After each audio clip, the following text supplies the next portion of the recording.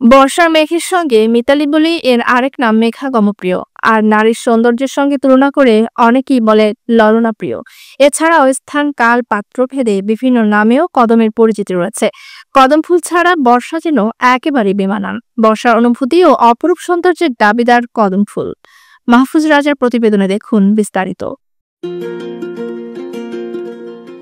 ইংরেজি চর্চায় এখন আর অনেকেরই মনে থাকে না বাংলা ঋতু কিংবা মাসের নাম, কিন্তু কদম ফুল মনে করিয়ে দিচ্ছে আষাঢ় শ্রাবণ মাস নিয়ে প্রকৃতিতে এখন চলছে বর্ষাকাল।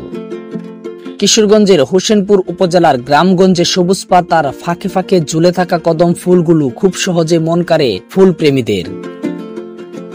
আবার গ্রামীণ শিশুদের খেলার প্রধান উপকরণ হিসেবে এ ফুলের নেই কোনো জুড়ি। এছাড়া মধু সংগ্রহে ফুলে ব্যস্ততা বেড়েছে মৌমাছি সহ অশনিত পতঙ্গের। বৃষ্টির টুপটাপ শব্দে ধুয়ে মুছে অমলিন বিমোহিত সৌন্দর্য ছড়াচ্ছে অবহেলিত সাদা হলুদ রঙের কদম ফুল। আষাঢ়ের রিমঝিম বৃষ্টি ভেজা গাছে গাছে ঝুলছে সবুজ পাতার ফাঁকে ফাঁকে সাদা হলুদ রঙের নান্দনিক এ ফুল। তরুণ তরুণীরা কদমের এ নান্দনিক ফুল তাদের প্রিয়জনকে উপহার দেয়। খেলায় মেতে ওঠে শিশুরাও, আর কন্যা শিশুরা মনের আনন্দে খোঁপায় বাঁধে কদম ফুল। আবার কতক শিশুরা ফুলগুলো ছিঁড়ে ভেতরে থাকা গোলাকার অংশটি ছোট্ট বল বানিয়ে খেলাধুলায় মেতে ওঠে। আদিকাল থেকে বর্ষার প্রকৃতিতে রাঙিয়ে যাওয়া নান্দনিক কদম ফুল আজ ক্রমান্বয়ে হারিয়ে যাচ্ছে।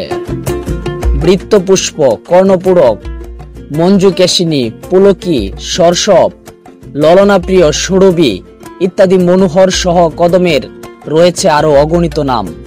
ছোট্ট বলের মতো দেখতে এ ফুলের ভেতরে রয়েছে মাংসল পুষ্পাধার, যাতে হলুদ রঙের পাপড়িগুলো আটকে থাকে। পাপড়ির মাথায় থাকে সাদা রঙের পরাগ। হলুদ সাদা রঙের কদম ফুল গাঢ় সবুজ পাতার ফাঁকে ফাঁকে হাসতে থাকে প্রকৃতির মাঝে। ফুলে ভরা কদম গাছ দেখতে নান্দনিক হলেও এর আর্থিক মূল্য খুবই অল্প।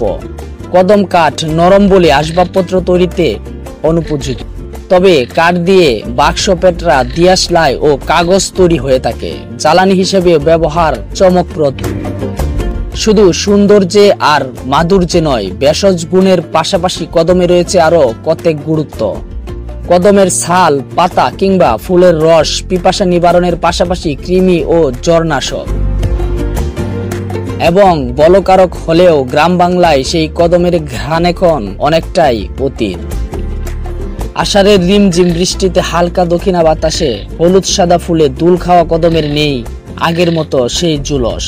দূর থেকেও দৃষ্টিনন্দন গাছে গাছে সবুজ পাতার ফাঁক দিয়ে যেন বেরিয়েছে হলুদ সাদা ফুলের ঝর্ণা। প্রকৃতির সৌন্দর্য বর্ধন ছাড়া পরিবেশের ভারসাম্য রক্ষায় এ বৃক্ষের রয়েছে বিশেষ গুরুত্ব। হোসেনপুর আদর্শ মহিলা ডিগ্রি কলেজের প্রভাষক আশরাফ আহমেদ বলেন, বর্তমানে বৃক্ষরোপণের তালিকায় নেই কদম গাছ, তবে নিয়মিত কর্তন হচ্ছে। এ গাছ রোপণে এখন পর্যন্ত নেই কোনো সরকারি বেসরকারি উদ্যোগও। সচেতন মহল জানান, বর্তমানে শিমুল সহ অন্যান্য ফুল বাণিজ্যিকভাবে চাষ হলেও কদমের বেলায় দেখা যাচ্ছে না তেমনটা। আষাঢ় শ্রাবণে একসময় পথে প্রান্তরে প্রচুর পরিমাণে কদম ফুলের দেখা মিলত, যা ধীরে ধীরে বিলুপ্ত হয়ে যাচ্ছে। প্রকৃতির ভারসাম্য রক্ষায় বিলুপ্ত হওয়া কদম গাছ সংরক্ষণ ও বনায়নে রয়েছে বিশেষ গুরুত্ব। মাহফুজ রাজা, মুভি বাংলা টেলিভিশন।